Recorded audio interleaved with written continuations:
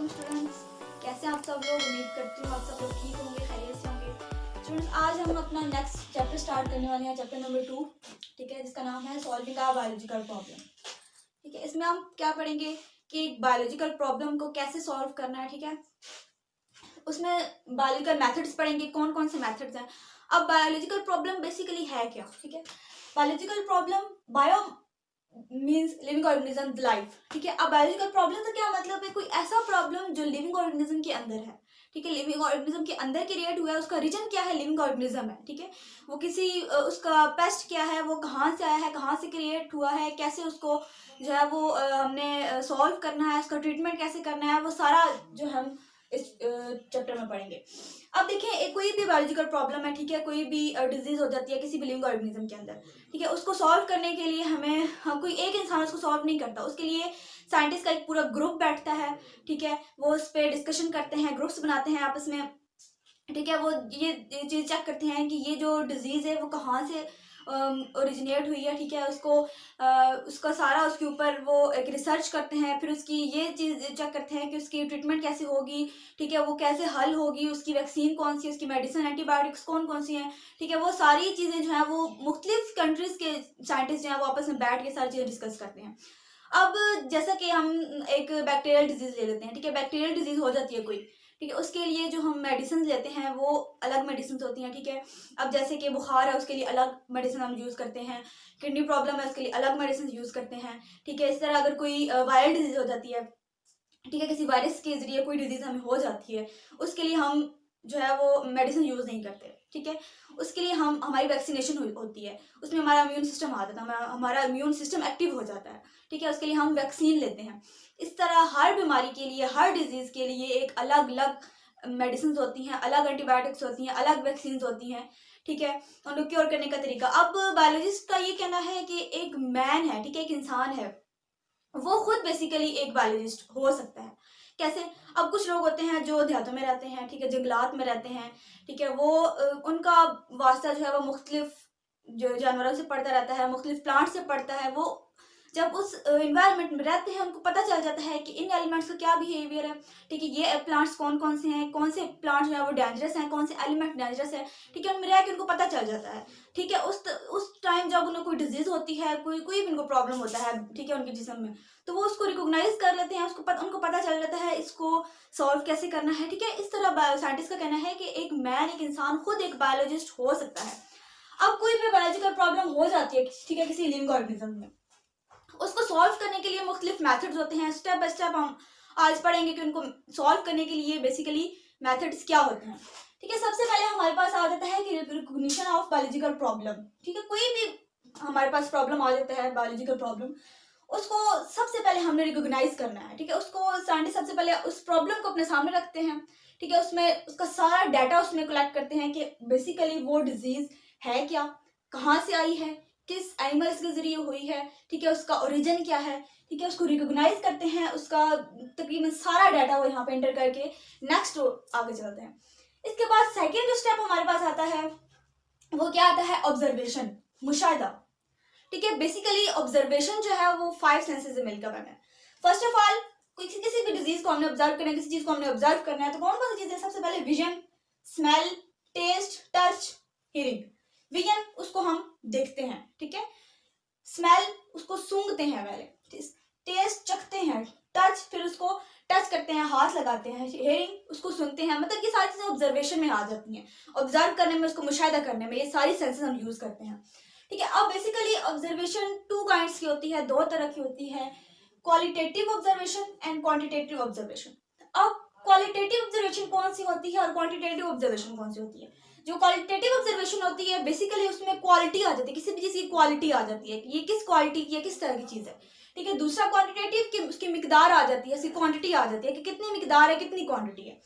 अब इसकी एग्जांपल मैं आपको देती हूँ। हम किसी भी शॉप पे जाते हैं, ठीक है, हमने फॉर एग्जांपल हमने एक बोतल लेनी है, ठीक है, किसी भी कोई कोल्ड ड्रिंक लेनी है। बेसिकली हम 2 चीजें वहां पे चेक करते हैं, एक क्वालिटेटिव और क्वांटिटेटिव। क्वालिटेटिव कैसे चेक करते हैं कि आया वो जो बोतल है वो हॉट है या फिर कोल्ड है, ठीक है, गर्म है या फिर ठंडी है। तो वो चीज हमारे पास आ जाती है क्वालिटेटिव में, तो उसकी हम क्वालिटी चेक कर रहे हैं कि वो गर्म है या फिर ठंडी है। ठीक है। इसके बाद सेकंड चीज जो हम चेक करते हैं वो है क्वांटिटेटिव, कि वो हाफ लीटर है, फुल लीटर है, 2 लीटर है, 3 लीटर, मतलब उसको लीटर के साथ जब हम चेक करते हैं तो वो हमारे पास किस में आ जाती है, क्वांटिटेटिव में आ जाती है। अब जैसे कि हम वाटर का जो है वो ये देखते हैं कि उसका फ्रीजिंग पॉइंट जो है वो 0 डिग्री ग्रेड है, ठीक है। बॉइलिंग पॉइंट जो उसका है वो 100 डिग्री ग्रेड है, वो हमारे पास किस में आ जाएगी, क्वांटिटेटिव में, ठीक है, क्वांटिटी में आ जाएगी। लेकिन जब हम ये देखते हैं कि जो वाटर है वो हैवियर है देन किसी भी हम अल्कोहल से ले लेते हैं या उससे लोअर है, ठीक है, वो हमारे पास किस में आ जाती है, क्वांटिटेटिव में आ जाती है, क्वांटिटी उसकी क्वालिटी आ जाती है, क्वालिटेटिव में आ जाती है, ठीक है। ऑब्जर्वेशन में हम ये चीजें देखते हैं, हम ये चीजें मुशाहिदा करते हैं। इसके बाद हमारे पास आ जाता है हाइपोथेसिस। हाइपोथेसिस में क्या होता है कि इसका मीन्स क्या होता है कि ये टेंटेटिव एक्सप्लेनेशन ऑफ ऑब्जर्वेशन होती है, ठीक है। कोई भी चीज हमने ऑब्जर्व की उसकी जो टेंटेटिव एक्सप्लेनेशन देते हैं, ठीक है, वो हमारे पास किस में आती है, वो हाइपोथेसिस में आ जाती है, ठीक है। अब टेंटेटिव एक्सप्लेनेशन क्या होती है, कोई भी ऐसी एक्सप्लेनेशन जो चेंजेबल हो, ठीक है, वो रॉन्ग भी हो सकती है, ट्रू भी हो सकती है, it may be true, it may be wrong, ठीक है। 50-50% चांसेस होते हैं कि 50% वो ट्रू भी हो सकती है, 50% वो रॉन्ग भी हो सकती है, ठीक है, वो चेंज की जा सकती है, ठीक है, एग्जैक्ट नहीं होती, ठीक है, वो हमारे पास क्या आ जाती है, हाइपोथेसिस में आ जाती है। अब हाइपोथेसिस की कैरेक्टरिस्टिक्स क्या है, ये कैसी होनी चाहिए, ठीक है, इट मे बी सिंपल, बिल्कुल सिंपल होनी चाहिए, इतनी जो है वो मुश्किल नहीं होनी चाहिए। अगर हम किसी दूसरे बंदे को बता रहे हैं, ठीक है, उसके सामने पेश कर रहे हैं तो उसको समझने में, उसको देखने में उसको मुश्किल हो, ठीक है। सेकंड नंबर पे हमारे पास आ जाता है उसकी जो स्टेटमेंट होनी चाहिए वो जनरल होनी चाहिए, it should be general statement, ठीक है, कोई इतनी डिफिकल्ट वर्डिंग ना यूज हुई हो, बिल्कुल एक सिंपल सी जनरल सी लाइन लिखी हुई हो जिससे जो है वो पता लग जाए कि ये चीज जो बयान की गई है वो ये है, ठीक है, बिल्कुल जनरल सी एक स्टेटमेंट होनी चाहिए। थर्ड नंबर पे क्या आता है, टेंटेटिव आइडिया होना चाहिए। टेंटेटिव मैंने अभी आपको बताया कि टेंटेटिव क्या मतलब है, कोई भी ऐसी चीज जो जुटलाई जा सके, ठीक है, उसको हम रॉन्ग साबित कर सकें, ठीक है, वो may be true may be wrong, ठीक है, कोई भी ऐसा आइडिया, कोई भी ऐसी चीज जो जुटलाई जा सके वो हमारे पास किसमें आ जाती है, टेंटेटिव आइडिया। तो इस बात से क्या हुआ कि हाइपोथेसिस जो होती है वो उसकी कैरेक्टरिस्टिक्स बहुत ज्यादा होती हैं, लेकिन जो मैंने आपको बताई वो सिंपल होनी चाहिए, उसकी स्टेटमेंट जनरल होनी चाहिए और वो टेंटेटिव होनी चाहिए, उसका जो आइडिया हो वो टेंटेटिव हो। अब हाइपोथेसिस की नेक्स्ट जो आगे से इसी की एक टाइप है, काइंड है, वो है डिडक्शन। अब डिडक्शन हमारे पास क्या होती है, डिडक्शन कोई भी ऐसी चीज जो हम किसी एक चीज की ऑब्जर्व करें और उसकी किसी भी चीज की एक चीज ऑब्जर्व करके हम बाकी उस जैसी सारी चीजों का अंदाजा लगा लें कि उन चीजों की भी यही चीज होगी। फॉर एग्जाम्पल, अब एक साइंटिस्ट है, उन्होंने प्लांट के किसी एक सेल पे रिसर्च की, ठीक है, उन्होंने किसी एक सेल पे रिसर्च करके ये अंदाजा लगा लिया कि उस सेल के अंदर न्यूक्लियस है, ठीक है। अब उन्होंने प्लांट के सिर्फ एक सेल पे रिसर्च की और उन्होंने क्या अंदाजा लगाया, क्या डिटेक्ट किया कि जो जितने भी प्लांट्स हैं उन प्लांट से जितने भी सेल्स हैं उन सब सेल्स में न्यूक्लियस मौजूद है, ठीक है। इस बात से क्या साबित होता है, रिडक्शन क्या होती है कि किसी एक चीज को देखकर बाकी उस जैसे तमाम चीजों का अंदाजा लगा लिया जाए कि वो चीजें भी ऐसी ही हैं, ठीक है। इसके बाद कोई भी एक और एनिमल्स की अगर एग्जांपल दूं तो कोई एक साइंटिस्ट, ठीक है, उसने एक स्पैरो देखी, अब उसको ये पता है कि स्पैरो एक बर्ड है, ठीक है। अब उसने क्या चीज ऑब्जर्व की कि स्पैरो के विंग्स हैं, ये चीज उसने ऑब्जर्व करके उसने ये अंदाजा लगा लिया कि बाकी जितने भी बर्ड्स हैं उन सब के विंग्स होंगे, ठीक है। इसी तरह उसने जो है बाकी तमाम बर्ड्स को देखा, ठीक है, उसको पता है बाकी तमाम बर्ड्स हैं उन सब के विंग्स हैं, लेकिन उसने स्पैरो को नहीं देखा हुआ, लेकिन तमाम बर्ड्स को देख के उनके विंग्स को देख के उसने ये अंदाजा लगा लिया कि जो स्पैरो है उसके भी विंग्स होंगे, कि वो भी एक बर्ड है, ठीक है। वो हमारे पास किस में आ जाती है, डिडक्शन में आ जाती है। नेक्स्ट हमारे पास आ जाता है एक्सपेरिमेंटेशन। अब देखिए, सबसे पहले जो है वो किसी कोई भी बायोलॉजी का प्रॉब्लम था उसको हमने रिकॉग्नाइज किया, ठीक है, उसको ऑब्जर्व किया, ठीक है, उसको हाइपोथेसिस की एक स्टेटमेंट दी, ठीक है, उसको डिडक्ट किया। अब उसको जब हमने डिडक्ट कर चुके हैं, अब उसके बाद हमने क्या करना है, उसको उस पर एक्सपेरिमेंट करना है, ठीक है, एक्सपेरिमेंट के जरिए इस चीज़ को प्रूफ करना है कि आया चीज़ ठीक है नहीं ठीक है, जो भी हमने हाइपोथेसिस को जुटलाया जा सकता है कि नहीं जुटलाया जा सकता है। अब एक्सपेरिमेंटेशन में क्या होता है, बेसिकली ये चीज़ ट्राई की जाती है जो हाइपोथेसिस हमें दी गई है उसको भी किसी तरीके से जुटलाया जा सके, ठीक है। मुख्तलिफ साइंटिस्ट जो है वो मुख्तलिफ एक्सपेरिमेंट करते हैं, ठीक है। अगर एक्सपेरिमेंट में जो चीज़ है जो उनके मतलब मुख्तलिफ साइंटिस्ट हैं वो आप एक्सपेरिमेंट करते हैं एक ही चीज़ पे, ठीक है, अगर उनके जो आंसर्स हैं वो सेम आ जाते हैं, एक्सपेरिमेंट का जो रिजल्ट है वो सेम आ जाता है, तो वो क्या बन जाता है, एक लॉ बन जाता है, ठीक है। अगर वो या फिर अगर लॉ नहीं बनता, वो उसको जुटलाया अगर जा सकता है तो वो एक थ्योरी बन जाती है, अगर उसको झुटलाया नहीं जा सकता तो वो एक लॉ बन जाता है। बेसिकली जो बायो में जो लॉज हैं वो बहुत कम है। कम क्यों है? क्योंकि लाइफ में डे बाई डे चेंजिंग आ रही है, ठीक है, एवोल्यूशन हो रही हैं, लिविंग थिंग में जो हमारा इन्वायरमेंट है वो चेंज हो रहा है, मुख्तलिफ मतलब हर तरह की चेंजेस जो लिविंग ऑर्गेनिजम्स में, लाइफ में है, इन्वायरमेंट में है, वो चेंजिंग आ रही है डे बाई डे। इस वजह से जो लॉज हैं वो बायो में बहुत कम है। दो ही लॉ हैं बायो में अभी तक जिनको चेंज नहीं किया जा सकता, जो मेंडल ने पेश किए थे, law of independent assortment, law of inheritance. ठीक है, दुनिया किसी कोने में चले जाएं, इन लॉ को जो है वो गलत प्रूफ नहीं किया जा सकता, क्योंकि दो ही लॉ हैं बायोलॉजी में जो करेक्ट है, ट्रू है। अब यहाँ बात की जाती है एक्सपेरिमेंटेशन की। अब एक कंट्रोल एक्सपेरिमेंट, ठीक है, सबसे पहले कंट्रोल एक्सपेरिमेंट किया जाता है। कंट्रोल एक्सपेरिमेंट क्या है, उसमें दो ग्रुप्स आ जाते हैं, ठीक है। ग्रुप कौन कौन से? एक कंट्रोल ग्रुप, एक एक्सपेरिमेंट ग्रुप, ठीक है।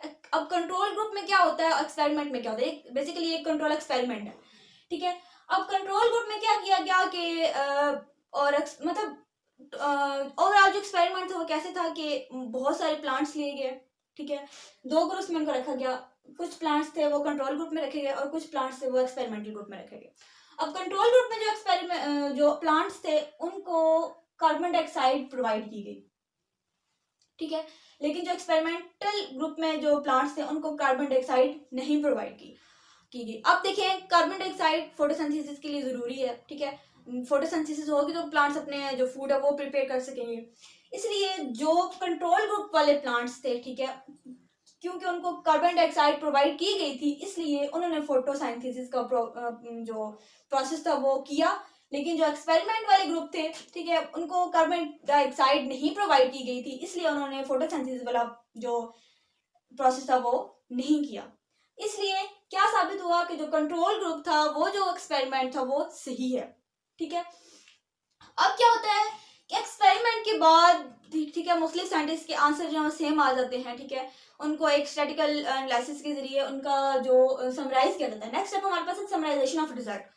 जो भी रिजल्ट आता है उसको समराइज किया जाता है, ठीक है, उसका डाटा बनाया जाता है, ठीक है, उसको हम ग्राफिकली भी सेव कर सकते हैं या फिर थ्योरी के तौर पे भी सेव कर सकते हैं, ठीक है। फिर उस जो भी हमारे पास रिजल्ट आया उसको समराइज किया, ठीक है, उसका एक डाटा बनाया, ठीक है, फिर वो पेश किया, फिर जो है वो उसको कंक्लूड किया गया, उसको देखा गया, आपस में कंपेयर किया गया मुख्तलिफ साइंटिस्ट की जो रिजल्ट था, ठीक है, जो रिजल्ट सेम आ गए वो लॉ बन गया और जो सेम नहीं आए, जो झुटलाए जा सकते थे, चेंज हो सकते थे, ठीक है, वो क्या थ्योरी बन गई, ठीक है। लास्ट में हमारे पास आ जाता है रिपोर्टिंग द रिजल्ट। अब वो जो रिजल्ट था फिर उसको फर्दर क्या किया गया, पब्लिश किया गया, ठीक हो गया। अच्छा, आज हमने बात की जो सेकंड चैप्टर स्टार्ट किया उसमें हमने बात की बायोलॉजिकल मेथड्स के बारे में, ठीक है। स्टेप बाय स्टेप मैंने आपको बताया कौन कौन से बायोलॉजिकल मेथड्स थे, ठीक है, उनमें कैसे कैसे एक बायोलॉजिकल प्रॉब्लम है उसको कैसे सॉल्व किया जा सकता है, कैसे उसको ऑब्जर्व किया जा सकता है, कैसे ढूंढा जा सकता है, ठीक है। अब मिलते हैं अपने नेक्स्ट लेक्चर में, दुआ में याद रखिएगा। अल्लाह हाफिज़।